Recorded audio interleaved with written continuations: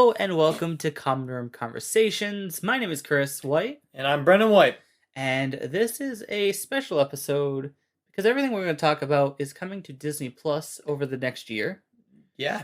And it's actually the episode we are talking about the most topics. Yeah, this is going to be a very, very we've got 8 topics to talk about today. We do. So some topics we have a lot more to discuss about, and some we have very little to say about. I know a lot of what we have to talk about. I know that I will not be expressing my ideas about it nearly as much because a lot of it is, it's going to be interesting to see that Disney Plus is going to be going through these projects, but something that's not entirely, doesn't really float my boat. Mm-hmm. And there's just, we'll get more into it later in the episode. Yeah, there's a big mixture of projects here, and Disney is really using all of their brands and properties over the next year. They're pulling stuff from Blue Skies Animation, which they purchased a few years ago.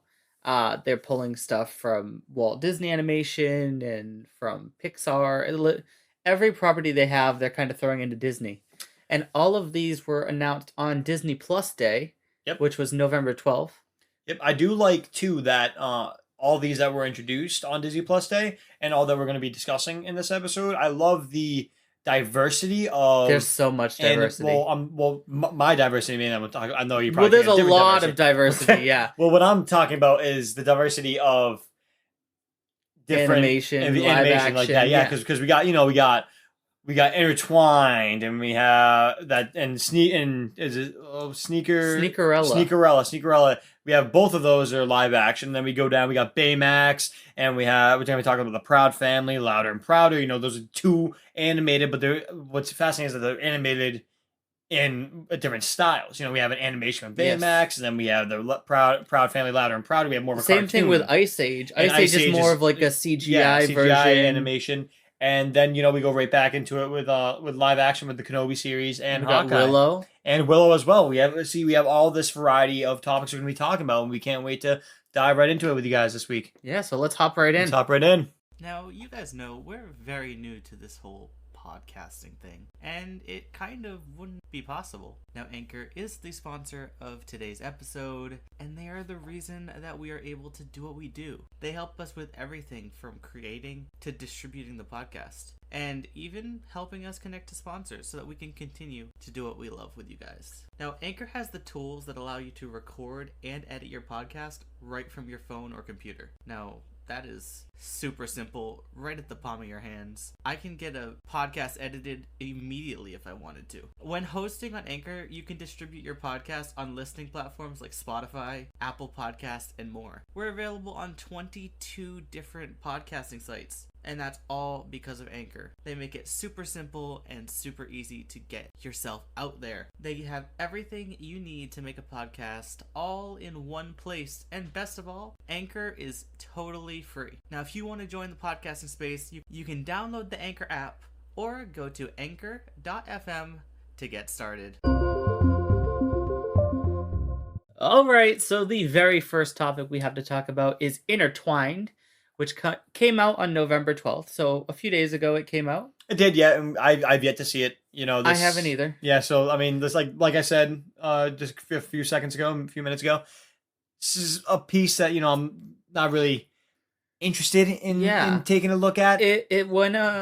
It's kind of goes under a different name, and Intertwined is the English dub version of it. So this series was originally Spanish. It was filmed in Argentina. Was it? And this is the English dub. So I noticed in the trailer, which confused me before I knew it was a dub, I was like, one thing I do in trailers is I just watch their mouths. It's just a habit of mine. And they weren't lining up correctly. Also, it's kind of like the sound editing was and I was like, what happened here? And then I realized it was a dub, and I was like, that makes sense. That can do it a lot. But I did want to pull up the summary of it just to kind of explain it a little bit, because it was a lot and a little confusing. Yeah. So basically, Allegra, who is the main character, dreams of being part of the 11 O'Clock Music Theater Company and becoming the star of Freaky Friday. Which is a property of Disney's that they've used so many times. You've got I think 3 or 4 versions of it prior of Freaky Friday. Yeah, and it's also Freaky Friday is just such a huge concept to be used to begin with, like in many TV shows. I know recently, and to go back with it, actually, I don't believe they directed that episode, but if we look back in Community, I believe in season 4 or 3, season 4 of Community, they do kind of a Freaky Friday episode with Donald Glover and Danny Pudi. They change places, I believe. Because a lot of that show was, we see our very famous Marvel directors, Anthony and Joe Russo, the famed brothers who directed many pieces for Disney and Marvel, and, they directed a bunch of episodes there. But it's interesting to see, like, a project they worked on also use the concept of an episode of Freaky Friday, which it's such a like, it not vague, but it's such a premise that, like, oh, they can do one story with it and then they can make it a different story. You know what I mean? They can same concept, but just like a different storytelling. So this takes on the Freaky Friday concept. So the Allegra dreams of being part of the 11 o'clock theater's show of Freaky Friday, which many years before her grandmother was a part of, and she played the main role in that same play. Interesting. So her grandmother's name is Coco, and she's a living legend in the world of musical comedy and has a complicated relationship with her daughter Katerina, which is Allegra's mother. Okay.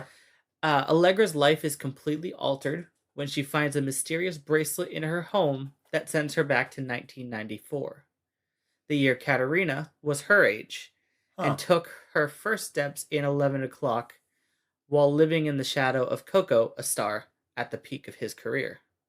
That's probably supposed to be her career. Yeah, that seems like a little typo there. By learning about her mother and grandmother's past, Allegra will not only help heal the wounds and bring the family together, but she will also discover that while the past cannot be changed, there is a lot to learn from it. So I don't know if I just misheard you with that. Is she's gonna teleport back to 1994? Yes. Is she gonna be in the body of her mother? Or is she just going to be kind of like, on the sidelines, like witnessing all I the think events? She's witnessing it from what I understood from the trailer. Which is an interesting approach to the Freaky Friday concept. I think we were going to trademark that Freaky Friday concept. There we go, trademark. Freaky Friday concept. Yep. So the FFC, if you would. Yep. But that's an interesting take on it because honestly, when I watched the trailer, I did pick up on that a little bit, but I was still a little confused on it. It was very confusing. That's why I had to bring up the summary. I was what? So I was intrigued about it. It was like, okay, yeah, we talked about the Freaky Friday concept, but it's very interesting that they're not going with the path of, because to me, her being teleported back to 1994 and then living in the shoes of her mother as the star Freaky Friday, being walking the stage of the play. I feel like that'd be more connected to the Freaky Friday concept because how they stretch bodies, and they're different bodies. But it's gonna be interesting to see her kind of have the outsider's view of what actually happened instead of just saying hearing her mother's side of the story, hearing her grandmother's side of the story. Now she gets to actually witness it for herself, which is going to be a very interesting thing to watch. I gotta tell you though, I might not watch it. I'm gonna be honest, I might not either, just because of the dubbing. If it was originally performed in English, I might watch it, but I was so thrown off just by the minute or two that the trailer was that I was so distracted by the dubbing, and not all the characters, their voices didn't really seem like they matched the actor. Yeah, that's it. And I was like, oh, that's gonna be a little bit of a turn off for that. Yeah, there was one guy in the trailer, and his voice just did not sound like it should have. Did it just piss oh, you off? It did. Oh, it just rustled your jeans a little bit. Oh yeah. But there's 10 episodes of this. It's gonna be interesting. Very, very interesting, because when I first saw this announced, it went under the Spanish name of it. Did it? And I was like, oh, I'm not gonna watch that because I can't watch foreign language films. I can't do subtitles. Being a film buff, I watch here and there. I watch some foreign films, but I don't know. It's just something about this. It didn't interest me. I had a class my last semester of school. I had a class where I had to watch a bunch of foreign films. Watch a black and white film in French. It came on the 60s, and I was like, oh, it was pretty cool. I actually like this, and I don't know. Watching the trailer, I was just blatantly confused, and I was like, yeah, it was very confusing at times. That, but if we don't watch it, you guys, feel free to give us your feedback on it. If anyone who views this episode, watches it, just let us know how it is. Let us know what you think, because it is out right now. Yeah, it is out, and is it a weekly episode thing, or do they release all 10? Do we know? I don't recall. All right, well, if it's a weekly thing, catch up on it weekly. If you're interested in taking part and watching it, and let us know, give us your feedback, tell us what you thought, and tweet us. Let us know. Tweet us. Maybe we'll give a shot to watch it. So our next project to talk about is Baymax. Comes out in 2022. We haven't gotten a date. Quite a bit of what we're talking about today we haven't gotten dates for. It just is 2022. Yeah, but I feel like I don't know, just like hunch with Baymax. I feel as though maybe this will come earlier in 2022. If I had to guess, maybe like within the March to May category. Only because within the trailer we did see a decent amount, because with projects like this, it does take a lot to animate, because it's the different format of animation. Mm-hmm. So it does take a lot to animate, but it looked like they had a decent chunk of it done. So give us a little teaser clip, and then maybe around January we'll get like a full trailer, and then a release date from anywhere between March or May, if I had to guess, maybe even June. Yeah, I don't know. A lot of what we're talking about kind of gets released early in the year, so I don't know if we're gonna have some overlapping series and stuff, but we'll definitely see. But this is Walt Disney Animation Studios' very first TV series. Yes, and what I'm actually interested with too is that the Big Hero 6 is where Baymax is from. But not one of my favorite characters. But I don't know if you knew this. Did you know that legally and technically speaking, even outside of Disney, that Baymax is a Marvel owned, is Marvel owned? Yeah, Marvel owned hero. Wasn't he a comic? He ran a comic strip. I believe in the 90s. He had his own comic book story arc. And if you actually go back and watch Big Hero 6, you actually see a Stan Lee cameo within the movie. I love a Stan Lee cameo. I miss a Stan Lee cameo. You know what? Rest in peace, because just earlier this week, I believe it was the anniversary of his death. 3 years. It was a couple days ago. Very, very tragic. But I have never seen the full movie of Big Hero 6. So good. I've heard nothing but great things about it. And I always say, okay, I'll watch it. I'm gonna go and watch it. And I always just put it off. But it's definitely something I'm gonna have to definitely check out. And we're gonna have to watch it when we're in Disney. We're gonna have to, yeah. We're gonna have to. So one of the parts that I wanted to talk about was there was this scene where Baymax is kind of in charge of helping this older woman, right? And she's like standing outside, and he's like, "Hi, I'm Baymax, your personal healthcare assistant." And she goes, Yep. "Huh, Borax?" And then he clicks his little chest, and it shows that the audio is going up, and then he talks louder so that she can hear him. And then after that, she's struggling to get up the stairs, so he goes, "I am using my super high-tech systems to find the nearest healthcare facility, or exercise facility." And he's turning in a circle, and there's a community pool right next to her house, so he's like, "Oh, found it." Just as he's turning around. Yeah, it's gonna be funny to see because he's a machine, so he always learns, and it's almost similar to an artificial intelligence thing. So it's kind of funny when you see especially in kids movies such as this. It's gonna be a very interesting and funny topic to see that artificial intelligence, he's learning, and he doesn't have that filter. And because she can't get up the stairs, so he's like, "Oh, looks like you need to work out, and I'll find this for you." And then, he adjusts, and he learns, but it just adds that comedic undertone to this film, and I do love the comedic undertone. And it reminded me actually of Zootopia, is the part in the cafe when he's serving the coffee. It reminded me of some Zootopia. I loved that scene where he's just clicking it, and it just keeps popping open. Yeah, with the sloth from Zootopia. Flash. Yep, Flash. Yep. Flash, the irony. Which is another thing coming soon, to get off topic. Zootopia Plus is a new coming Disney series as well. We don't have too much info on it. Pretty much anything on it. Really. That'll be something super excited to see. But yeah, the cafe, kind of that scene, Aunt Cass runs the cafe. Yep.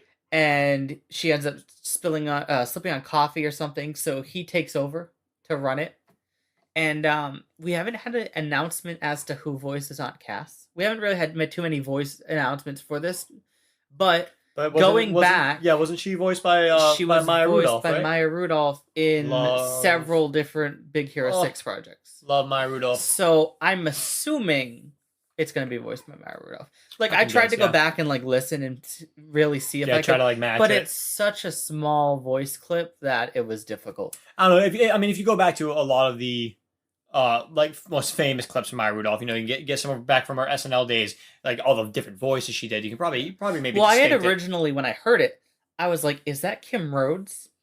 Because she sounded like Kim Rhodes when she slipped, and I was like, "Ooh, is that Kim Rhodes?" And I was like so confused, and I was like hyped. I was like, "Are we gonna get a Kim Rhodes in a Disney project again? Are we gonna get Kim Rhodes in another Disney project?" I was so hyped, maybe-ish. But I don't know.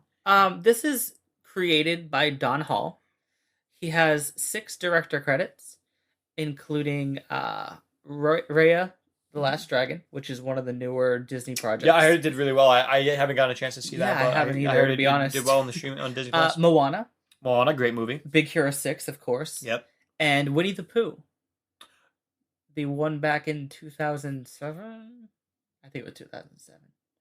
So the cartoon, not the live action. Because we just had the I don't think the live action was done by Disney. It had to be. It's Winnie the Pooh.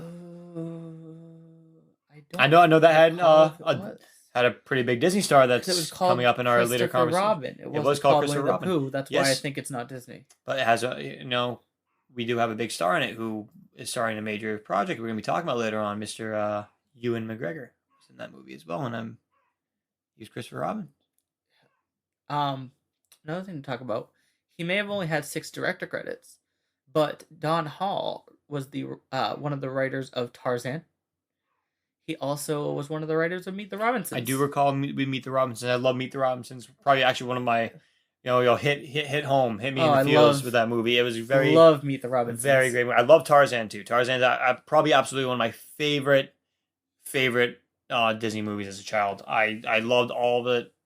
Even like the sequels that kind of went off topic. They had like a sequel prequel. It was, but I do enjoy Tarzan a lot. And I love a good direct to VHS movie. Just pop that right in. Just Lion King 1.5. Perfect.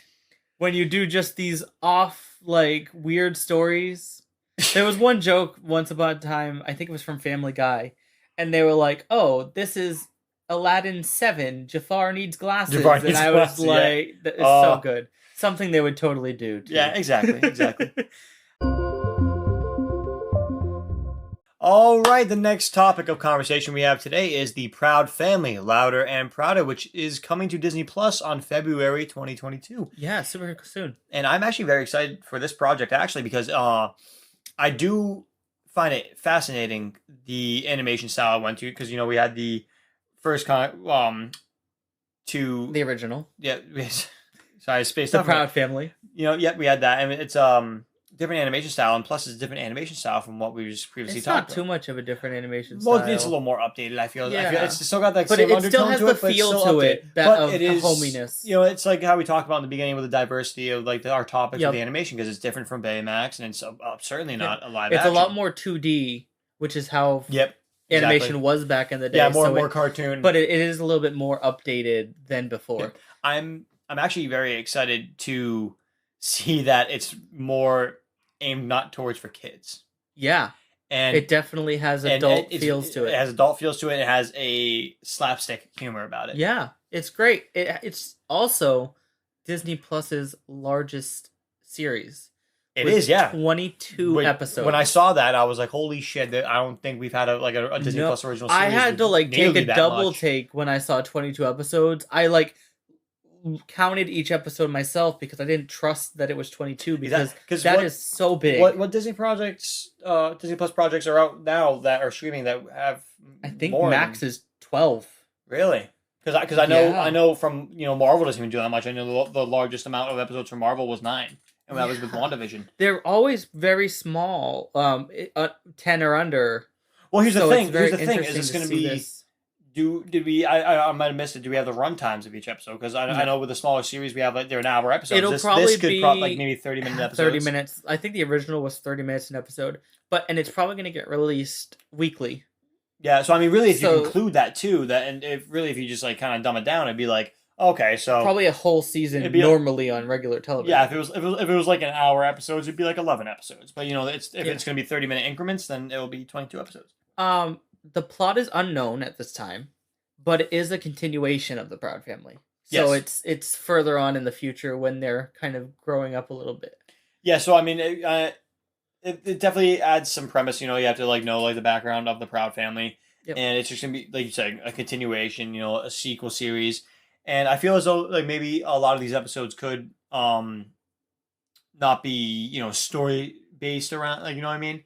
Like they won't continue off of each episode. Yeah, so singular self-contained episodes. Yeah, kind of how we have with other cartoons shows like Phineas and Ferb, Family Guy, American Dad, all those shows like that. So one of the first things in the trailer, it's very soon on, is what I'm going to refer to as the sex scene. Oh, wow. Okay. Yeah. We don't see anything. In Disney fashion, it's a allude. Innuendo. So we walk in and Penny is walking out on her parents on the couch, and they're sitting apart, but all of their hair, and they just look so roughed up. How the fuck did I miss that? And then she goes, "What is happening here?" And then they go into a ball of dust, and then they look perfect again. Like they had just finished a steamy sesh on the couch. Wow. And she walked in and they were a mess. I don't know how I feel about you just calling it that. That made me shiver. I'm just speaking facts. That made me shiver. And I'm uncomfortable. And then we got Buff Sugar Mama. Yeah, I loved me a good Buff Sugar Mama. That was great. Oh God, I do like that. We talked about it being a continuation. I enjoy that. Correct me if I'm wrong. It's the same people from the original Proud Family. They went on and created the sequel. And they said in an interview that they felt like this story never ended, and it needed to keep going. And they are definitely getting that. And 22 episodes of continuation. Yeah. Well, I mean, we haven't seen anything yet, but do you feel as though maybe we'll get a second season? I think so. Here's what I will say about this, is that it's such a diverse project. When it was originally released, it was very diverse and needed as representation. And I'm so glad that it's coming back to provide further representation. So diversity is important in media, and it doesn't get enough of it sometimes. I fully agree with you. I fully agree with you there, and it's gonna be good to see the show. One casting choice I was very excited for is Leslie Odom Jr. I did see Leslie Odom Jr. We're getting a huge list of celebrity appearances. Love Leslie Odom Jr. I loved him in Hamilton, and he's done so many other projects. Working musically, he has such a great voice, and he's done a couple commercials. He had a stellar song for "Wait For It" is probably by far one of my favorite songs from a musical ever. I love that song. I still listen to it to this day. I listen to it here and there in my car, and I hope that maybe even on one of these episodes we'll get to hear a little bit of Leslie Odom Jr. sing. It's got some singers. I know it's got some singers. I'm not thrilled about the other singers. Lizzo and Lil Nas, I'm not the biggest fans of. I love them. They're great though. They're not everyone's cup of tea, but they're fantastic. I'm not a big fan of them. But we have some celebrity guests appearing as recurring roles, including Keke Palmer, who gets to play Maya Lebowski-Jenkins. Then we get Billy Porter as Randall Lebowski-Jenkins. We're getting the whole Lebowski-Jenkins family. Interesting. We're getting Zachary Quinto as Barry Lebowski-Jenkins. We'll get E.J. Johnson as Michael Collins. Leslie Odom Jr., Tiffany Haddish, Lena Wyeth, Anthony Anderson, Gabrielle Union, Debbie Allen, Lizzo, and Lil Nas X are all going to be guest stars on that show. So there's a bunch. And there's more than that. That's not the full list. They announced 20 or something names that are going to be guests, which I was so confused about when they first announced it. I was like, how are they going to fit this many guests in this series, but it makes sense that it's 22 episodes. How they can fit so many guests. Yeah, so as this obviously gets closer to the release date of the series, we'll definitely see more guest stars on that. It's one of those shows. I love to see such a show like this have so many guest stars. A show, personal favorite of mine. Not really nerdy, but it has something to do with pop culture. We have the show called Dave, all completely written and directed by Dave Bird, aka Lil Dicky. He's a rapper, and the guest stars on his show. They came out with the second season previously this year. His guest stars are unbelievable. I love a good guest star. The first season we had so many. We had so many rappers. We had Trippie Redd, and we had. I'm spacing out on some of the other guest appearances. Oh, we had Justin Bieber. Bieber was in Justin Bieber. Justin Bieber was in the first season, and we have a reoccurring guest star of Benny Blanco. And then the second season you had Kareem Abdul-Jabbar. You had Doja Cat. Benny Blanco again. You had Haley Baldwin, aka Haley Bieber, and I believe get it right, Haley Bieber. Yeah, Haley Bieber. My bad, guys. Thank you. And you had a couple of Kardashians that even been on the show. It baffles me to see all these artists and all these famous people wanting to work with him, and I feel as though it's the same with this. It's such a great show, and now it's being brought back for a sequel. It's so much history for people and fond memories. That is why people kind of want to be a part of the recreation. They want to be in that world. I would love to be in a Star Wars movie. Grew up on Star Wars, right? You did. When you grew up on something, you kind of want to be a part of that. Yeah, you do. And you know what? It'd be cool to be in a Star Wars movie. You're more Star Wars centric, but for me, Lord of the Rings. And I'm pretty sure we're gonna. You look like a hobbit. Oh, fuck you. Okay, you look like a fucking goblin. I am a loft cat. Get it right. No, you're a fucking cave troll. I'm the Rancor. Okay. We're getting off topic. We'll have those discussions, when more Star Wars series comes out, and when the Lord of the Rings series comes out. Amazon Prime. We'll have more conversations in about a half an hour with some more Star Wars stuff. Yeah, but I'm not gonna be arguing about Lord of the Rings with y'all because I'm very excited for next series. Sneakerella, February 18th, pretty soon. Very soon, and interesting. I don't know, Chris. I for one am not interested in seeing this. At all. I don't know if I will either. I like the concept of, focusing on the sneaker world, but I hate that it's a Cinderella concept. Yeah, I do as well. I was never a big fan of Cinderella. Not one of my least favorite Disney princesses. And I feel as though we had, because we just had the new Cinderella movie with Camila Cabello. Well, that wasn't even Disney. I mean, but it had the Disney premise because it was literally Cinderella. I mean, Cinderella is not a Disney princess. Cinderella was used by Disney. It was a previous character before Disney. You're right, but I thought Disney did have the rights to Cinderella. Did they not? I think it's a open use character. Okay. But I really wish they had just done it based around the sneaker culture. It's based around New York sneaker culture.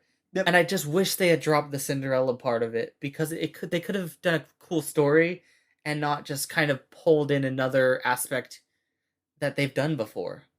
I feel like that's Freaky Friday. I wish they, you know what I mean? They're pulling in these other things that don't need to be there. Yeah, but I feel as though that they had to use the concept of the Cinderella concept for the part to really as a catch-all, to try and reel people in to actually watch it. Because I mean, the concept is pretty cool with the sneaker underworld and culture because we see in the trailer, we see all the different designs that they were Chosen so Jacobs cool. That Chosen Jacobs does, and he did it on the subway too. Yeah, he put paint on his hands. He did so cool. It's called the splatter effect. You can do it with paintbrushes. You take the paintbrush, dip it in paint, and you just take your fingers, you just rub it across your finger, and it just splatters everywhere. He kind of did it with his hands. He dipped his fingers, and he splattered on the sneaker. Left his handprint, and that was really cool to see. Yeah. And it's very going to be a very artistic movie. But just because the Cinderella aspect of it doesn't really appeal to my taste of the movies. Yeah, but it stars Chosen Jacob from It. Yep, he's a great actor. And then it stars Lexi Underwood, who just recently starred in Just Beyond, which is a Disney Plus original. I haven't been able to catch that yet. I believe it was like a Goosebumps-esque show. Oh yes, I actually did see the Yes. trailer. I was very interested in seeing it. I think I actually put that on my Disney Plus watch list. And then it also stars Colton Stewart, who is going to be starring in the upcoming Disenchanted, which is currently in post production. In post production, I know. And that's a Disney Plus original as well, based on Enchanted. It's a sequel to Enchanted. Yep. Colton Stewart. Why does that name sound very familiar to me? He was in Some Assembly Required a few years ago. Oh, I have no idea. I enjoyed that series myself. I have no idea. But it's very interesting to see how Disney is kind of going to their old ways, where back in the day they would take one actor and just put them in everything. And that's what I feel like they're doing here with Lexi Underwood and Colton Stewart, just multiple Disney Plus projects. I don't want that to happen. And they did that also with I'm gonna blank her name, but she is from High School Musical, the series. She played Courtney, and they recently just had her be the host of a baking show on Disney Plus. I don't know. I did not watch the High School Musical Disney Plus series. Oh, so good!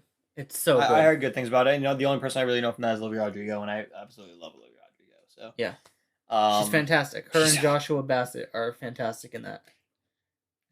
Mention Joshua Bassett to me right now, Christopher. But this is directed by Elizabeth Allen Rosenbaum. She's got 32 director credits. Ramona and Beezus is probably the only movie, I believe. And then she did 3 episodes of 90210. She did 1 episode of Hawaii Five-0, 1 episode of Why Women Kill, 2 episodes of Dead to Me. She doesn't have too much credits. You know, she's got 32 projects, but a lot of them are 1 episode. Well, she has a lot of credits. She doesn't have a lot of movie credits. But also not a lot of long-running credits either. You know what I mean? Yeah, that's what I'm saying. But it seems that a lot of her, director credits are really TV series, television centric. Yes. Yeah, they're. So it's gonna be interesting to see how this goes. Yeah, it could. I haven't really seen a Disney Plus series or a movie that has gone, has flopped. Yeah, I haven't seen a bad Disney Plus series. So I mean, I have faith in the movie to do well. But it's a toss-up because it's such a recycled and repetitive story told, and it's centered around something completely different. It's going to be interesting to see what they do different to make it unique. Yes, and I probably will watch it only because of that aspect. I'll probably only give it one watch. Give it my consensus about it. I'm more excited to see the sneaker part of it than really the sneak part rather than the Arella part. But also horrible name. Yeah, I don't know. That's not the best name that they could have chosen. I mean, you can't really name it anything else. I mean, you could have went with the Cinderella concept, but not included Arella in the name. Yeah, I don't know. It's gonna be, and again, it's gonna be interesting to see. We'll just have to see when it comes out. It comes out in February. Yeah, pretty soon. We'll see. Movie number 6 in one of the most interesting franchises out there. Ice Age Adventures of Buck Wild is coming on January 28th. Very, very soon. It is very soon, Chris. And I gotta say, one thing, this could go either way, like we talked about with Sneakerella. Because what is this, number 5? 6. Ice Age? Is it number? It's the 6th. What was the 5th one? Don't ask me. I'm just going off of what IMDb told me. I don't believe that because we had Ice Age 1, we had Ice Age 2, the Meltdown. We had Ice Age 3, Dawn of the Dinosaurs. We had Continental Drift. We had Continental Drift. And one that recently just came out that I don't know the name of. Maybe that could have been like more of a short. But anyway, it's no, it was like a full in theaters movie. I don't remember what it was. I don't recall. Well, I don't know. But okay, 5th or 6th. Either way, this is an interesting piece with the Ice Age title because it doesn't focus around our original group of ragtag group, which I kind of like. I really enjoyed that they're kind of introducing different characters as the main. I like to get to know more about each character differently because I feel like we just have gotten the group together in so many different movies that seeing different animals, I guess I'm going to call them animals, step in and be the main point is really interesting to see, and it's a risk to see. It is a huge risk, especially because one thing... And we'll see if it pays off. One thing I will say with this is that, rethinking back to watching the trailer, will this be a sequel to Continental Drift? Because I do believe that's the last one to happen. That was more of a sequel, or will it be a prequel? Because I mean, hear me out with this one, because Buck was never in Continental Drift. Well, I know the answer to my notes. It is in your notes. What is the answer? This film takes place after Ice Age: Dawn of the Dinosaurs. Okay, and before Continental Drift, I have to guess. I would assume, yes. Only because we don't see the female lion. We don't see Jennifer Lopez's. I can't remember her character's name in the book. Jennifer Lopez played the female lion. That was the saber-tooth tiger. That was had a romantic connection intertwining with Diego. Mm-hmm. We don't see her, and we don't see Grams. We don't see many of the main crew, because I think we're just. Well, no, I'm not saying the main crew. I'm saying about the characters from from Continental Drift. That makes me, and you just answered the question. It does take place after Dawn of the Dinosaurs, yep. So I'm guessing it does take place before Continental Drift, because we don't see a grown-up Peaches, and right, yeah, Peaches, yep, because Peaches was the name of Manny and Ellie's daughter. I think so. Yep, and we don't see the other Manus, and we don't see we don't see Sid's grandma, we don't see the female saber-tooth tiger, and they were all part of the good guys at the end of Continental Drift. And because we don't see Buck in Continental Drift either. And so, this could be like, I think Buck has been in a previous movie, though. I don't know which one. That could have been another prequel movie, though, maybe. But one thing I am, it upsets me, but, it kind of saves it, because they do bring Simon Pegg back to voice Buck. Yep. Which I'm very excited. He's the only returning That's voice. What upsets me, because listening to the trailer, I was like, that is not Ray Romano. But he's also, I don't think that group is going to be in the movie much at all. I know, but even that, because I see an Ice Age movie, because they never did any recast. We had Josh Peck and Sean William Scott as the Possums. We had Ray Romano. We had Queen Latifah. I really feel like this is being made as cheap as possible, because of how little we see the main group, and they're introducing all new characters in the movie. I think it's being made as cheaply as they can do it, and that's kind of what you see about them kind of recasting everyone. Is that they don't want to pay them their high royalties, because when you've been in a movie franchise for 6 movies, you are then entitled to exactly their contract so numbers much can go more money. Up. Just that 5 minutes they might be in the movie, they might have to get paid $1 million. Millions. Yeah. So it is a very costly project, especially with such a ongoing franchise such as Ice Age. 2000 or 2001, I believe. 2001, I think. 2001, first Ice Age, slam dunk.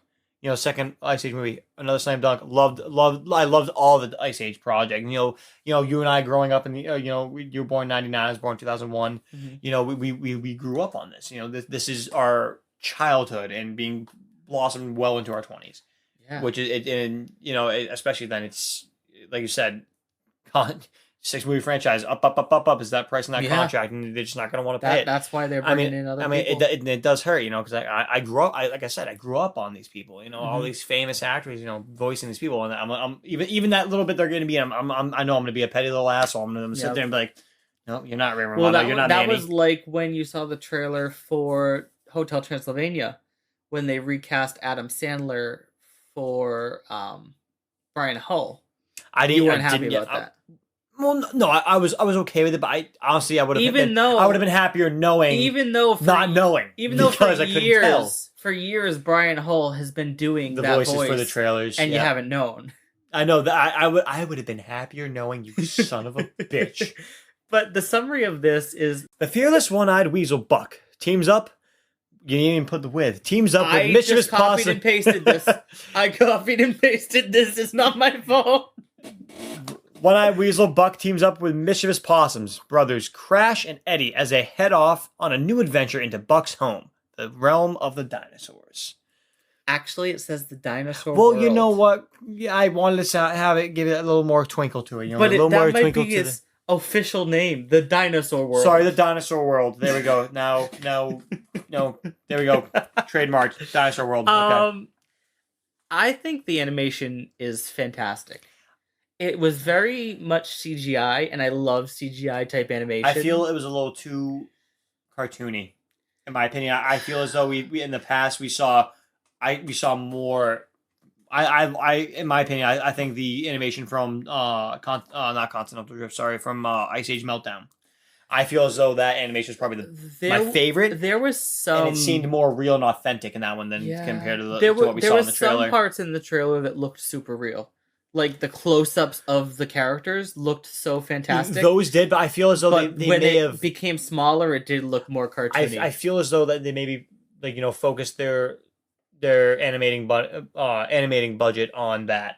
And maybe they're like, okay, we can just like worry about the texture of the background not nearly as much as we have when we have them close-ups. Because the scene where the spider is chasing the possums did seem very cartoony. Yeah, and the part where it shows like it says, oh, they crash right down back to the dinosaur world, and it shows like the wide open, like the grassy, like the forest of the dinosaur world, and you see the pterodactyls flying. That looked very, very cartoony, and I was just like, oh wow, okay. But then I did see we did see Crash and Eddie, and I was like, oh wow, that's very, very detailed to the back of the detail again. Maybe it was just only that one part, but then we saw more cartoony parts, and I was like, okay. What I did like about the setting is that it was very lush. There was a lot of greenery. I feel like that's not something we really get in these movies.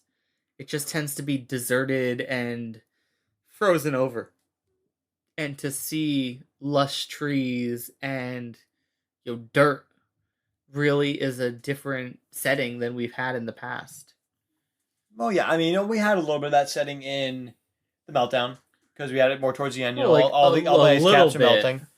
Not like a whole movie kind of based around it. Well, no, Dawn of the Dinosaurs. We did have the dinosaur. They were in the dinosaur world there, and we had all that.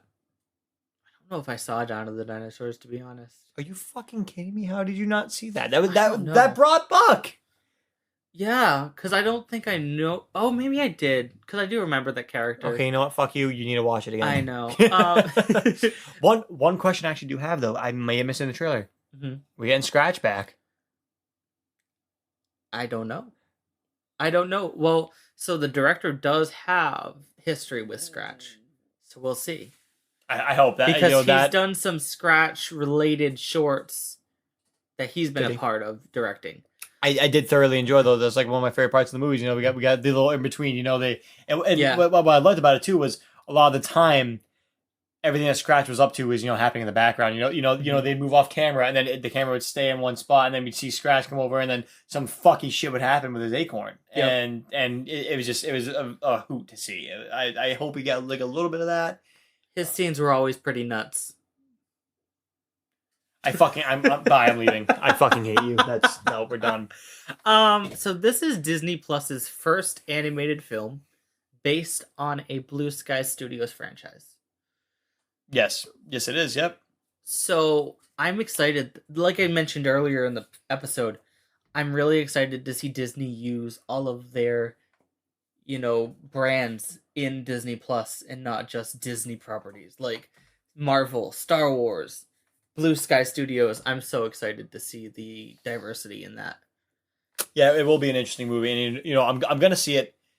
The only aspect, it's always gonna stick with me. The only aspect of really why I wouldn't be interested is because the change in cast, and I understand why it had to be a change in cast, but I still will be interested in seeing it and have my questions answered about it, whether or not it's gonna be, faithful and I'm a huge movie buff, and continuity is a key to me in movies.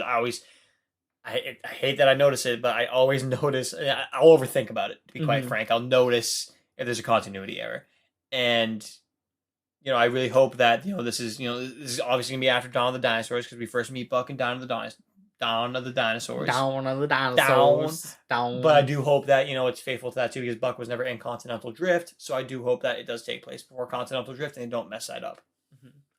So this is the score of the project is going to be done by Batu Sinir, who has worked with John Powell as a music producer on projects like Pan, Jason Bourne, Ferdinand, Solo, which is a Star Wars story. How to Train Your Dragon: The Hidden World, and The Call of the Wild. Yeah, and a lot of these projects had an unbelievable score to them. They made you really feel good about watching the movie. So he worked with John Powell on those projects. He is actually going to be the main person on this. This will be his first project that he is main composer on. So it is so exciting to see how he does there. He's got the he's worked on projects of giant proportion. Yep. So it's going to be exciting to see how he does breaking out on his own. It's going to be very interesting to see, yeah. This project is directed by John Donkin. John C. Donkin. John C. Donkin. And this is his only thing that he has directed. The only director credit he has is this. But he does have some producer credits, doesn't he? Yes, he has worked for Blue Sky Studios for a long time. He produced Rio 2. He also has his Ice Age, history. He produced the first Ice Age. He produced Dawn of the Dinosaurs, and he also produced Continental Drift.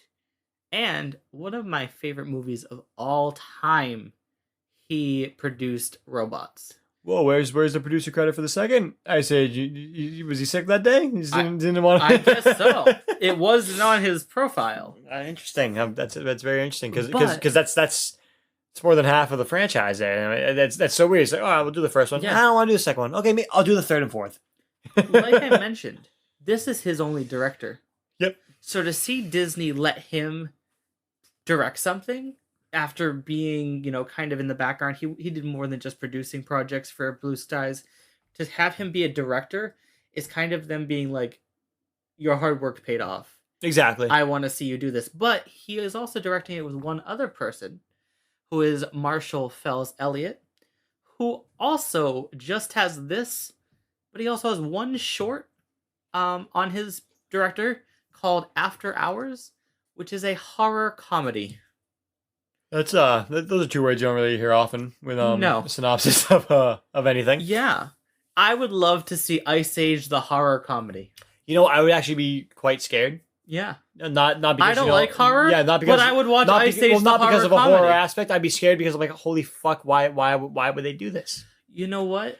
Ice Age horror comedy would kind of be like the like that movie years ago. I think it was called something March of the Penguins, where the penguins are just watching and then the whales, the seals just pop up and eat the fucking penguins. What is the matter with you? That scarred me as a child. I bet it did. It was horrifying. Yeah, I can tell you, sick bastard. Ice Age, the horror comedy.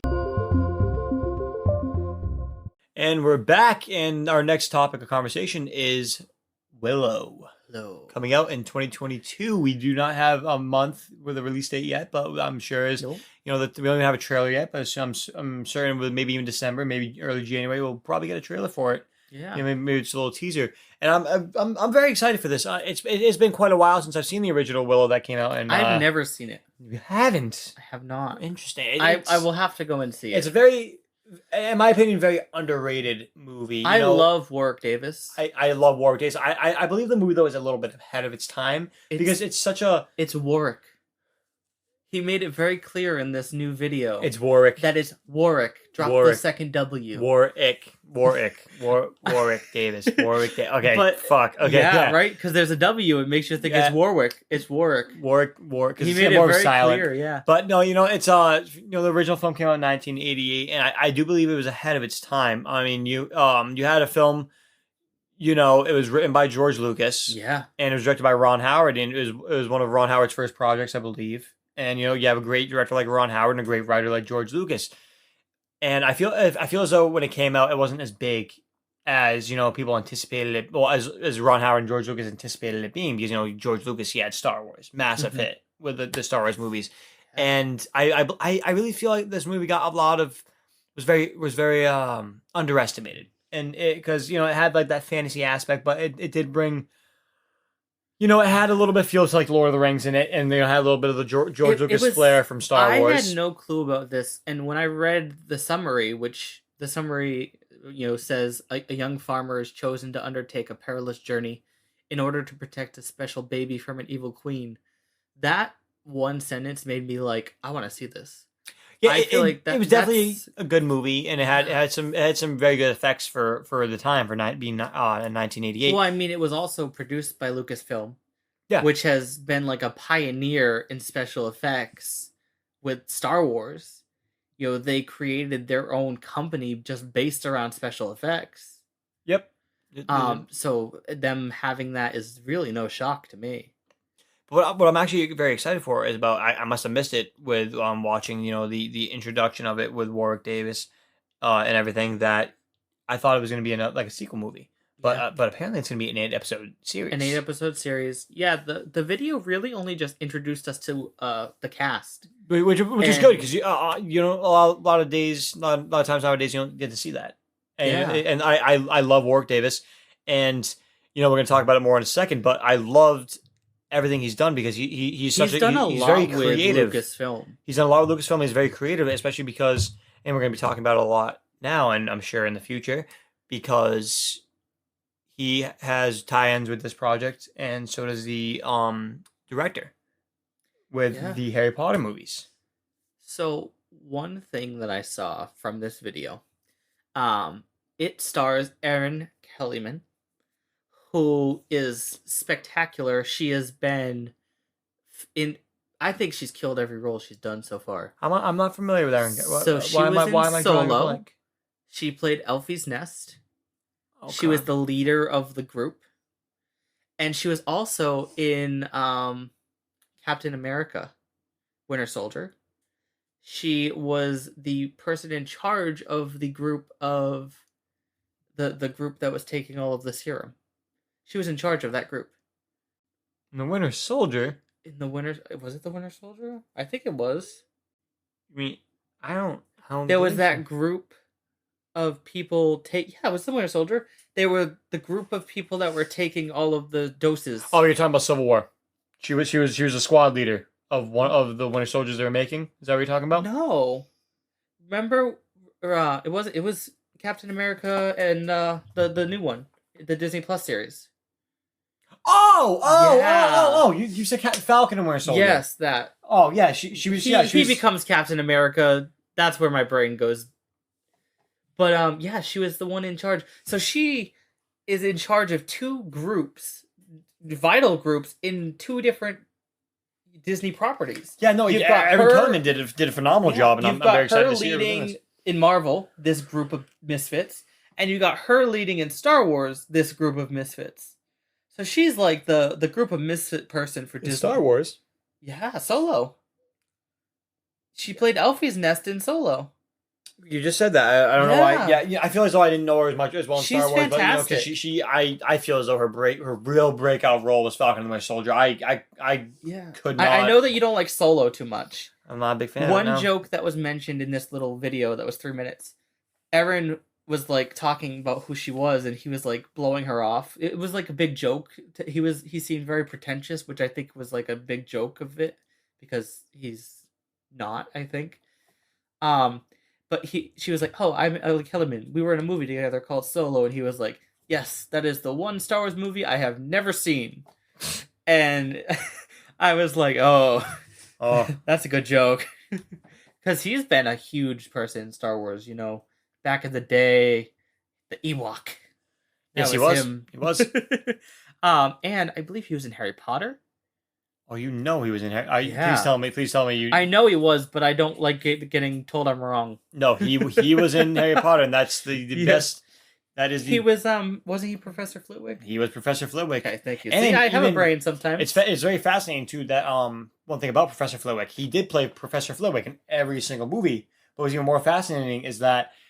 I don't know if you ever noticed this, but because he was in the first movie as Professor Flitwick, but he did have a different appearance to him, and that all changed after Chris Columbus left the projects, and when it went to more of a darker undertone with the third movie, after they lost, I cannot think of his name, but they lost the first actor as Professor Dumbledore. They sadly lost him; he passed, and Chris Columbus had to leave the project. And when they got the new directors to make kind of get like the darker undertones, Professor Flitwick had an appearance change within that movie, and then from so on for the rest of the franchise, he just looked as that character, and it was because in the first movie we see him, he looks kind of older with gray hair. I've watched Harry Potter. I didn't get into it until later on.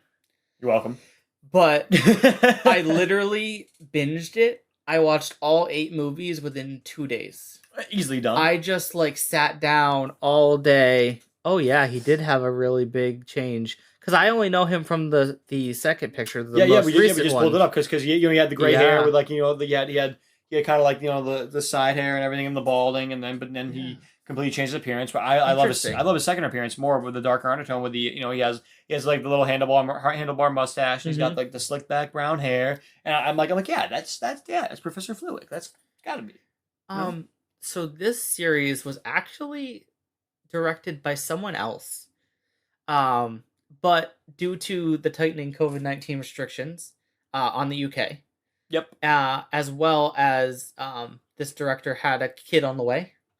So he decided to step back from the project in January 2020. But it was John Chu was originally supposed to be the director for this. And he stepped back, and Stephen Wolfenden, yep, stepped in. He's got 15 director credits and 60 assistant director credits. Which is still pretty impressive and still pretty big. Yeah, so for director credits, he's got Outlander. He did 5 episodes. And he has 2 episodes of Doctor Who. Then his assistant director credits are extensive in the Harry Potter universe. Talking about Harry Potter. Yeah, exactly, which is phenomenal to see. And I'm excited because he's going to be reoccurring for the assistant directing of Fantastic Beasts: The Secrets of Dumbledore, which is, I believe, going to be releasing in 2022. I'm so excited about that. I'm very excited as well. And, he did Detective Pikachu, but it's a little off topic of Harry Potter. But then, he got the Fantastic Beasts, The Crimes of Grindelwald. You had the first one, Where to Find Them, Harry Potter and Deathly Hallows Part 2, Harry Potter and Deathly Hallows Part 1, Half-Blood Prince, the Order of the Phoenix. Those are very interesting because I feel why am I drawing on who the director for those Harry Potter movies is? I don't. Because I believe he... But he has history with work.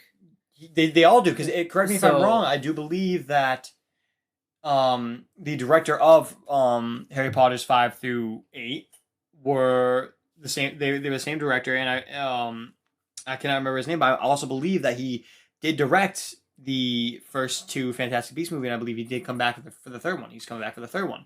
So he's the team. David Yates. David Yates, thank you. Oh my God, I was gonna say David, but I could not think of his last name. I don't want to sit here just saying David over and over again. Yep. But I believe that I do. Yeah, I just Steve, like this. Steve Wolfenden and David Yates, their team. Because he has all these director credits, and the Order of the Phoenix is the first Harry Potter movie that David Yates came to direct, and he was asked back for the 6th, then for the 7th, then for the second part of the 7th. And I believe, correct me if I'm wrong, but I do believe he directed the Fantastic Beasts: Where to Find Them and Fantastic Beasts: Crimes of Grindelwald, and he is now returning for the Secrets of Dumbledore. I don't know. And I believe Stephen Wolfenden, because their team. Yeah, that's what they do. That's what they do. They're team, and I was never a big fan of. I had never realized that there were so many duo partners that directed movies until literally this episode. Going through the directors. Because later on, we also have... We'll get to it because we have some comments about that. But I'm very excited to see this because it makes me think that, this he's taking on this as the director. Mm-hmm. Maybe we'll see some producer credits from David Yates because they're a team. Because right from the Order of the Phoenix, they directed and assistant directed, and from looking back on it, rewatching the Harry Potter series during COVID, I was never a big fan of the Order of the Phoenix, but rewatching the Order of the Phoenix and all the movies after it, and made me just fall in love with it visually, even more, because it has a darker undertone, and the shots are just incredible. Mm-hmm. And them being able to work as a team to create these and really display them out to the public, it's just unbelievable to see. And I'm very excited to maybe possibly see an assistant directing out of David Yates, or maybe in producer credit, because I feel like it'd just be right. You know what I mean? As of right now, there's no producer credit for David Yates. Interesting. So we could in the future, though. Yeah, we could. It could be announced. We still don't have a release date yet. In the future. And I'm just very excited to see him take the helm as a director for this. And I'm quite very excited for Willow 2022, and as soon as we get a release month, I'm gonna put it in the calendar. I have to go and watch the original. We'll have to watch it maybe sometime during Christmas break. We'll sit down, we'll rent it, and we'll watch it. I have to watch it. I have to see if it's on any streaming platforms. It may be on Hulu or maybe Peacock. I might be falling, into the Willow realm tonight. Lay down and watch Willow. No, we're gonna do it together, Dan. We're gonna do it during winter break. I swear to God, if you watch it, I'll be so mad. But yeah, I'm so excited to see if this is a continuation or a retelling? I feel as though it will be a continuation only because it's a series, and with that, I feel as though we'll see a season 2. We'll see. Well, we'll have to see. will We'll, definitely once we see. find more about it, we'll definitely be able to talk about it more. Yeah, I just want a trailer. I do too. I want a trailer so bad. We'll get there. Because I did see like a little bit of the trailer from the original, and it looked pretty good. Yeah, I was like, ooh. Yeah, we'll get there. With new technology, yeah, all the CGI, it's gonna look so really good. A long, long time ago, in a galaxy far, far away, the fans demanded Ewan McGregor reprise his role, and announced in 2021 he would be reprising his role as Obi-Wan Kenobi. And now we have much, much information on the Obi-Wan Kenobi series coming in 2022. We got some new stuff. We have plenty of new stuff, So and I'm very excited. For Disney Plus Day, they released a little like talk with the director and Ewan McGregor that give us a little bit more insight on the series. And while I was looking up to get the information, there was no summary of the series, but episode 1 has a summary. It does, yes. I actually did read it as well, and if you would allow me to, I would very much like to read it. Go ahead. So, episode 1. 10 years after the fall of the Galactic Republic, Obi-Wan Kenobi, played by Ewan McGregor, hides on Tatooine, distantly protecting the son of his former apprentice, Luke Skywalker. Darth Vader, Hayden Christensen, eagerly searches for Obi-Wan and other living Jedi with his apprentice, Galen Merrick, who is played by Sam Witwer. You know how I mentioned a couple weeks ago we talked about the other series coming out, Book of Boba Fett? Yes. And I mentioned that I was so excited to see Tatooine highlighted again in a project. We're getting it again in Obi-Wan Kenobi. Yeah, we 1,000% are, and it's going to be great to see. One big question I am going to have about this: are we going to possibly see the? Oh my God! Why can't I think? Well, it was literally just in my head. The sisters, the 9. You know what I mean? The Sith with the spinny lightsabers. Oh. Well, we see some of those, like the Six Sisters, I think their name is. The Six Sisters. I think that's what it is. Because I know we saw them. They were featured. I don't know if you played the video game, but they were featured heavily in Jedi Fallen Order. They were in one of the animated series as well. They were in Rebels. Yes. They had some. The Inquisitors. Yes. The Inquisitors. They were called the Inquisitors. That was what it was. So I do maybe think that we will maybe see some. Maybe. If not, I'm not sure, but Galen Merrick could also be a reference to, because I don't know if you ever played the Star Wars: The Force Unleashed video games. Did you ever play those? I did not. But Galen Merrick, it could be more of a reference to the story arc of that, due to. So Galen Merrick was in. Interesting. Legends. Yes. No. So yes, Galen Merrick. That is. I know you just looked it up. Mm-hmm. He was the main character in the Star Wars Force Unleashed 1 and 2, and he was taken in. His story within the game, he was taken in by Lord Vader after he was. He's codenamed Starkiller. Starkiller, yes, because he was just a child. I feel like I've seen the name Starkiller in something recently. Because it was probably in reference to this. So the story behind it is his father and him were hiding on Kashyyyk, and there was kind of like a final assault on Kashyyyk to eliminate the rest of the Wookiees, and you see. Lord Vader, he goes after he's going after the Wookiees, and he's looking for the Jedi, but he senses such a strong and powerful Jedi there, and he thinks it's Galen Merrick's father. But as he's about to strike his father down, like for the final blow, Galen Merrick, as a little child, he uses the Force and conjures Vader's lightsaber. He activates it and threatens him with it, and he just drops his father after he chokes him to death. And stormtroopers come in, and they're about to eliminate Galen Merrick as a little child. But Lord Vader says, no. He says, fuck that. Because he sees potential in raising an apprentice to the dark side. So he calls back his lightsaber and he eliminates his stormtrooper squadron who was about to eliminate him. But what's even more fascinating about that is that nobody, including the Emperor, knows about Galen Merrick. That he operates under Lord Vader's command in secret. Oh. So it's going to be very interesting. So maybe that Galen Merrick is going to be, because the whole premise around the Force Unleashed 1 is that Galen Merrick is sent to find the Jedi around the solar system and the galaxy to eliminate them. I know in the story you one huge name you eliminate is Shakti, who was a huge member of the Jedi Order. Okay. So it's gonna be very interesting. So maybe it's kind of like at the backbone and the ending of his hunt, and he wants to he sends Galen Merrick after Obi-Wan Kenobi. So I've been scrolling on Wikipedia under Garen Merrick Wikipedia. Yep. for probably the whole time you've been talking, and I am not even halfway done. There is so much lore to this character. There is, because he had 2 video games based off of him, and they were long video games too. They took at least like a good 2-3 days to beat. I mean, the second one was a little bit shorter than the first one was, but the first one was great. Because you had Galen Merrick. He was Vader's apprentice, but then he found his roots again and returned to the light side. Yeah, I'm seeing that now. Yeah. So that's going to be interesting. So I actually was not really aware of that. I wonder I kind of spaced over it when I read the description the first time. I don't know if this is reaching. I wonder if that's going to be the cliffhanger for the season. Is that they go all this time trying to collect Luke, and at the end is when Galen betrays Vader to protect Luke. No, because here's the thing. Vader didn't know about Luke. Did he not? No. Vader did not know about Luke until... Well, he's about to.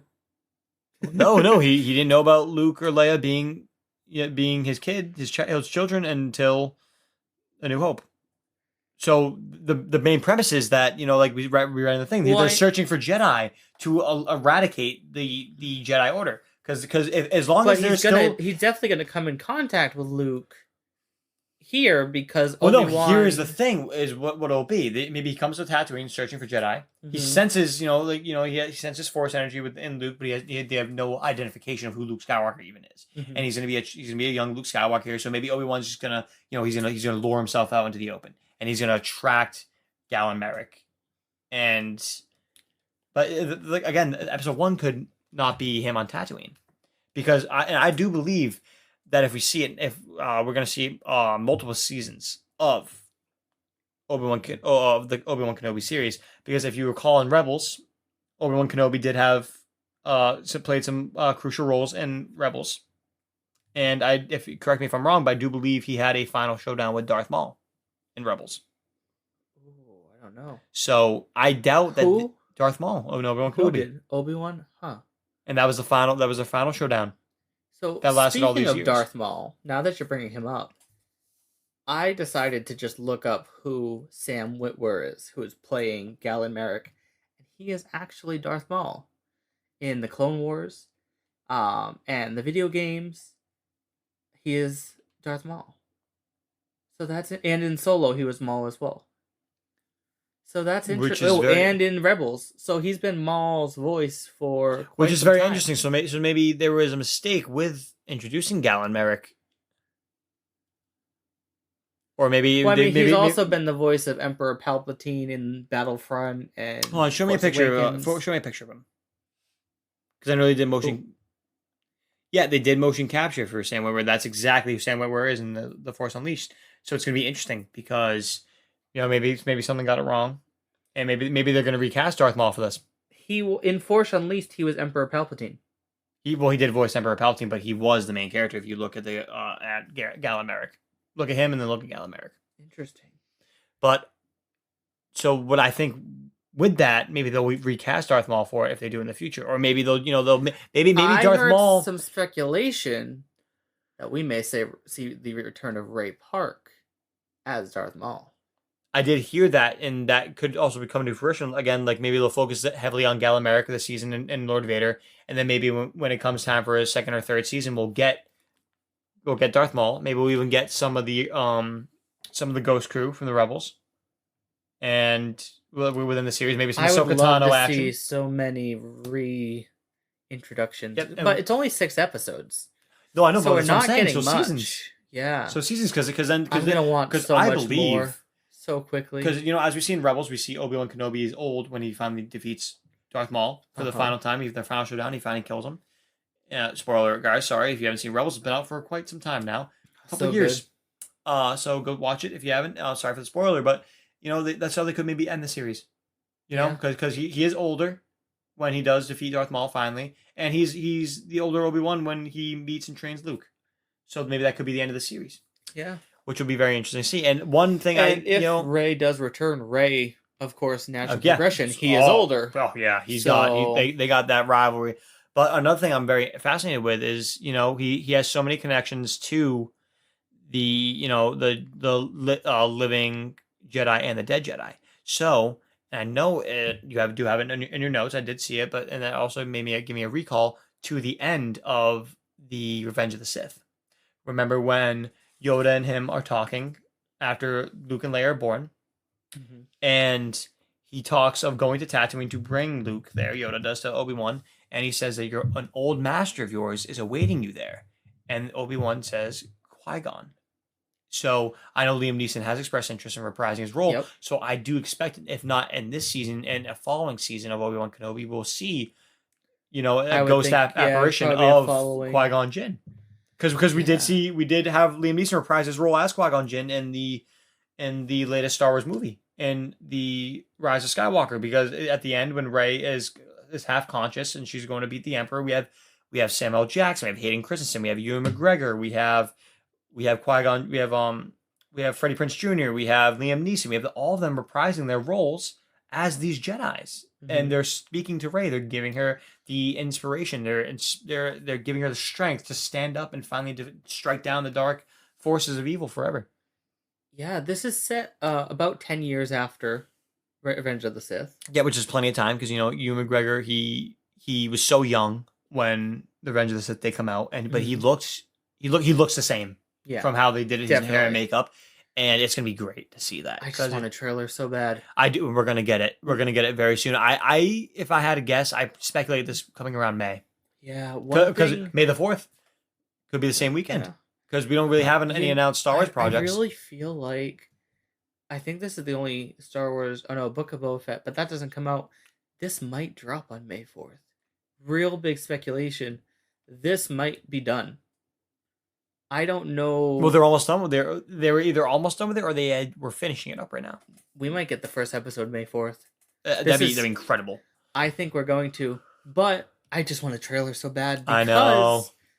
While I was looking through the cast list, I noticed a name that I'm so excited about, and that is Kamal Nanjiani.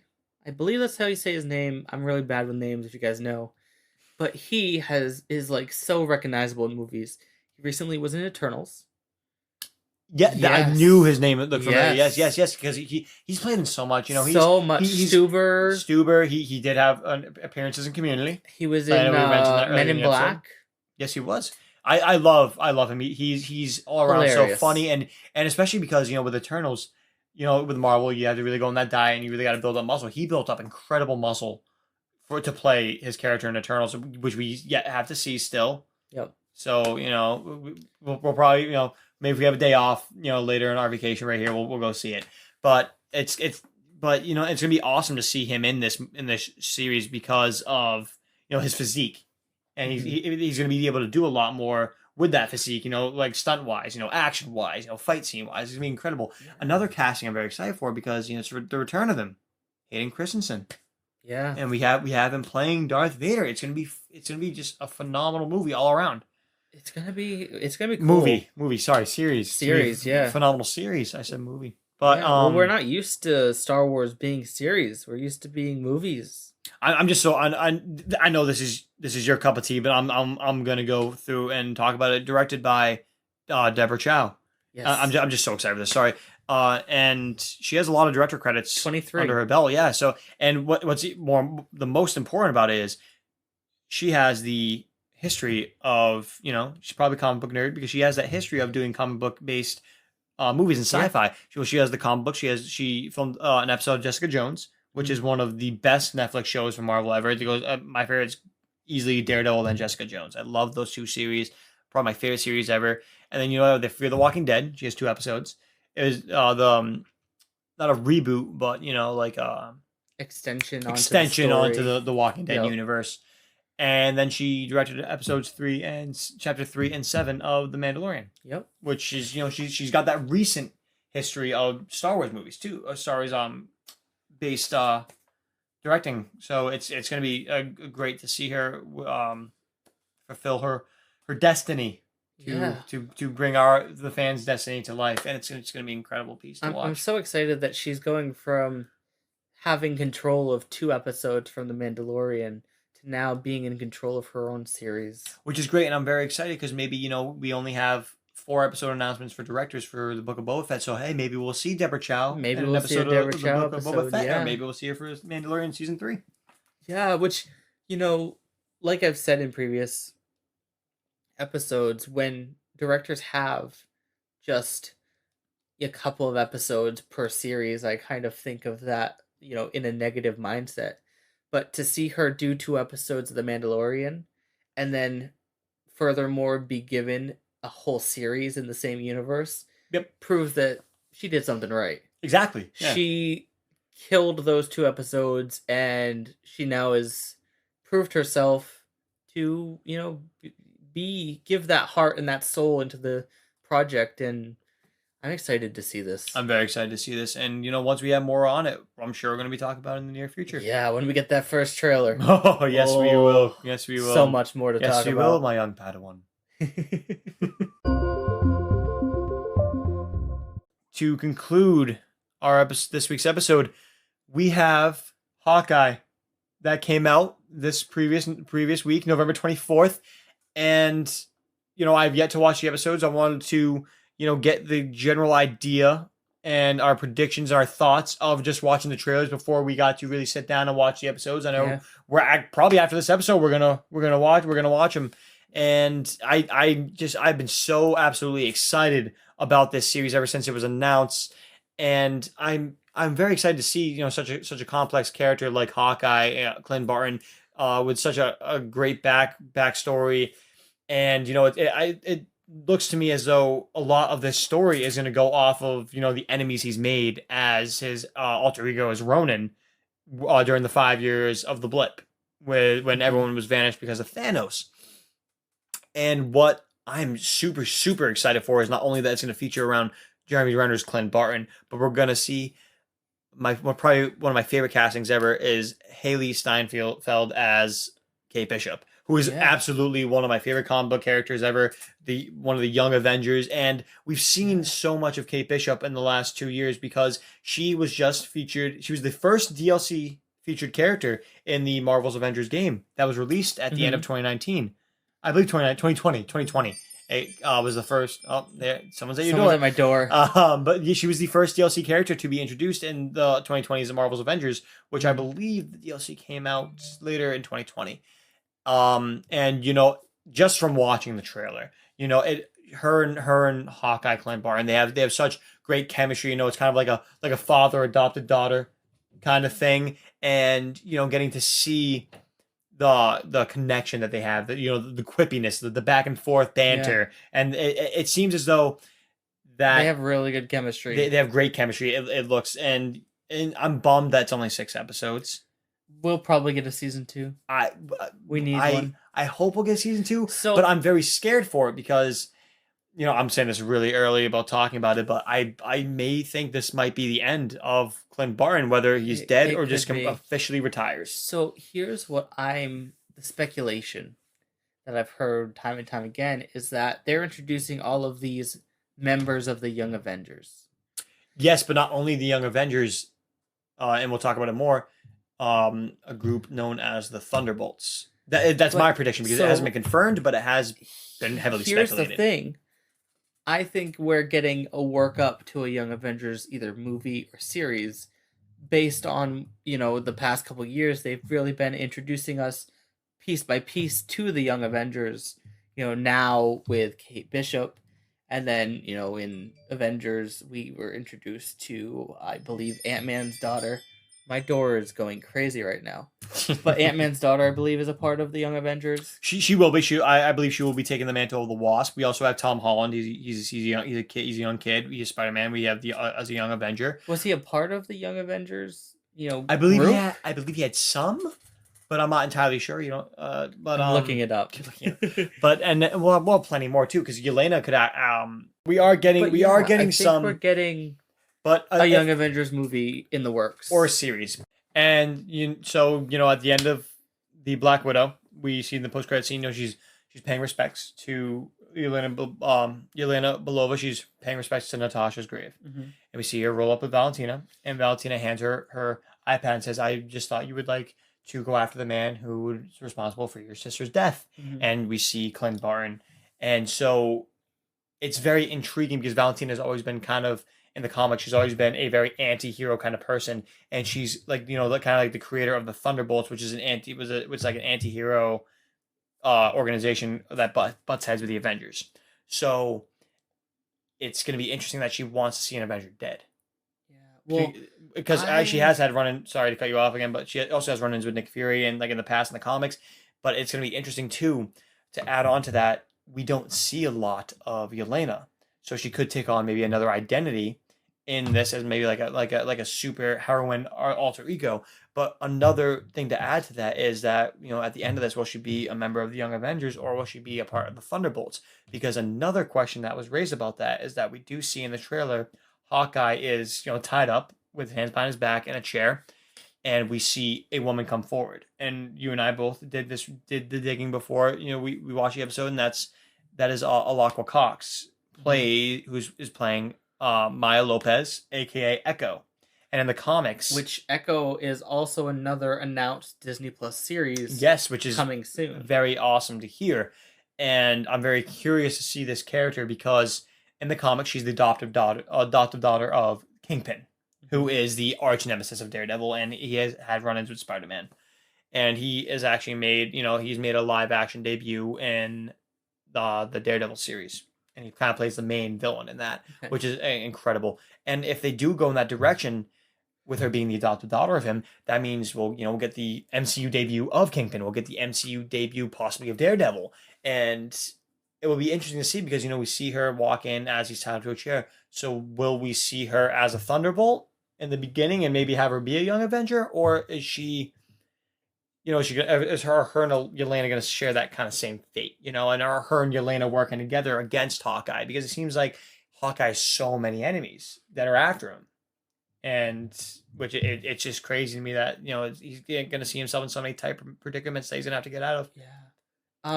Yeah. Speaking of Black Widow, there was so much packed into that, but my favorite part of that movie was Yelena. That is I got to tell you, Black Widow was my all-time one of my least favorite Marvel movies of all time. A lot of the things, her as a character. And an actress. It is very funny because Florence Pugh going into it, I was familiar with Florence Pugh, and I was like, okay, maybe Elena, yeah, she's gonna be a good character. But I was actually way more excited for David Harbour as the Red Guardian. I was like, oh my god, I fucking love David Harbour. He's such a good actor, and I loved him from Stranger Things. I actually one of the very few liked Hellboy. And Hellboy was great. And then I saw him in the movie, and I was like, okay, he was okay, but Yelena just stole the show. Oh yeah, she was Florence fantastic. Pugh stole the show, and that was the only, in my opinion, that was the only redeeming quality of Black Widow. I thought it was just so mucked about, and I hated the direction they went with Taskmaster because Taskmaster is one of my all-time favorite villains in the comic books. Yeah, and just like I feel like it was just a little bit of a lazy cop out, making him Taskmaster, who was supposed to be a man. Be the daughter of the main baddie who ran the Red Room. I just felt it was such a cop-out because they could have done so much more with that character than doing that. I mean, maybe it could have been like, oh, maybe there was always a Taskmaster, but maybe he's locked away, and maybe she kind of took, like, they gave her the enhancements to have that, the memory, because you remember the fight patterns in the movie. Maybe they just gave her the enhancements. And made her don the role of Taskmaster while he was locked away. That's what I hope, because I really do hope to see the actual version of Taskmaster. Yeah, I'm so excited to see her back.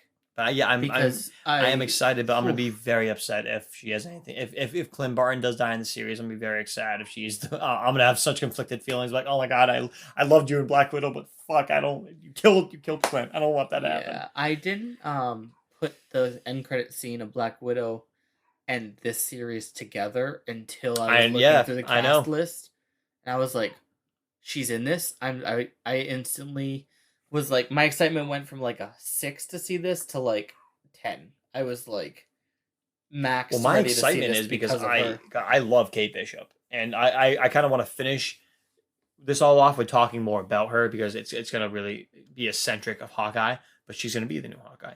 Well, this is the live action and MCU debut of Kate Bishop.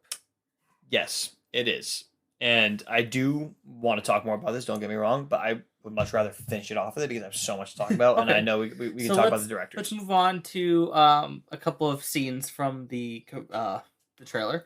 When he is laying on the couch, and he has these bags on his face, because he probably just got his ass whooped. Yeah, and he's in pain. Yeah, he don't got no superpowers, so he doesn't have ice packs either, because he is laying on the couch with daiquiri as ice packs.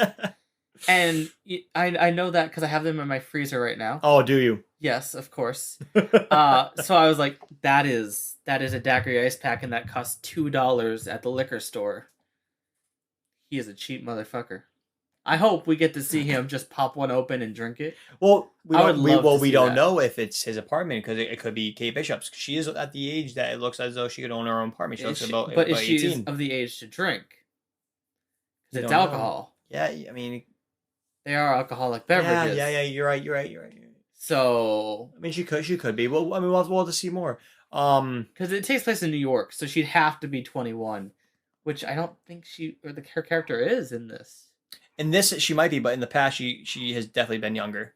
In the comics, one casting I am very excited about too is Vera Farmiga, and I've known her for so many. She mainly does. She's really been well known in the past years for her roles as Lorraine Warren in the Conjuring movies. Yeah, I know you're not very familiar with that, but she was also in the horror movie called Orphan. And she was in the Conjuring movies, and she was in the Many Saints of Newark that just came out, the Soprano story, and she was in Bates Motel, the television series, and she's a phenomenal actress, and I'm very excited to see her in this because she does have that sly comment making aspect about her, so and just for her to be playing kind of an uppity, stuck up kind of Mrs. Bishop is going to be hilarious to see because I feel like her and Haley Steinfeld are going to have that chemistry as well. And oh yeah, mom, yep, yeah, doing the. So Rogers the musical. We haven't seen much about it, but when is that coming to Broadway? I would love to see it in Broadway because I'll be there next week. The opening night, I will be front row for Rogers the musical. But I do like seeing that they're not forgetting about. Steve Rogers. They're not forgetting about the people who really solidified the beginning of the cinematic universe for us. I'm so glad that it's not just a marquee, because later in the trailer we do actually see that they're at the musical. Yes, and we actually see them. I'm so glad that we get to get a slice of the musical, and I hope we just get it. Yeah, can it be Broadway or off Broadway even? I don't know. Do a traveling tour. Maybe you're hoping for too much there. Can I get you over in Boston at the Wang Theater? One question I did have about that though is I know in the trailer we see Clint with his children, and there's only 4 of them there. We got Clint and then we have the 3 kids. So where's his wife? Maybe because he has done so many horrible things from the time that they vanished, and maybe he talked about his wife about it, and she was like, okay, listen, no more, okay, officially retire. But maybe he didn't want to. So maybe they have a separation, or maybe a divorce, because they're in New York right now, and well, she wasn't with him. So maybe it is a separation, and maybe the ending of the series ends with him retiring, and they're finally together as a whole as a family. If we just nailed that shit on the head, dude, high five right now. I'm just fucking because I think that is what's gonna happen. Yeah, that'd be great. That'd be I'd be okay. I'd be okay with that ending. Yeah. As long as he didn't die. I think if that happens, we need to make T-shirts that say "We guessed it right" with the Hawkeye logo on the back. MCU mediums, and then we'll have the logo of the Sure. Hawkeye. And every prediction we get right, we'll add We the just logo. add it on. We'll add Yeah, a logo, like a patch. perfect. Easy. I do want to talk about the directors before we get into the final topic of. I have a few more scenes to talk about before we get into director.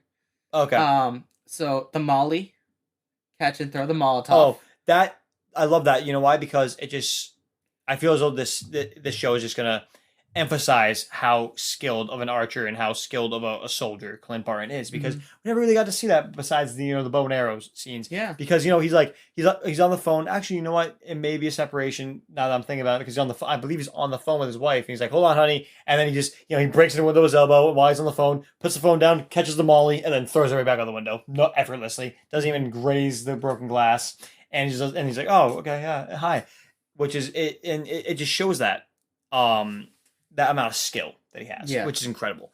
And I know you see in your notes, you want to talk about the explosive arrow scene. Yes. Very funny scene. And that's just a glimpse of the comedy we're going to see, because Kate has no filter, and she will not have any filter, and she'll definitely make fun of Clint Barton so much in this. And we're going to see such a and I'm going to compare it like a granddaughter and a grandpa kind of thing, because she always calls him grandpa. She always calls him old. She's always making fun of his age. And I feel as though, because he moves slower than she is, because she's a lot younger than he is, that she'll give him all his whippy humor. So the scene with the arrows, and she's giving him shit like, "Oh, not that arrow, definitely not that arrow," and then he's casually hands her explosive arrow. Are we gonna get a turtle in the hair comparison? No. Whereas the fast hair doesn't always get farther than the old turtle. No, that you're too much speculation, but.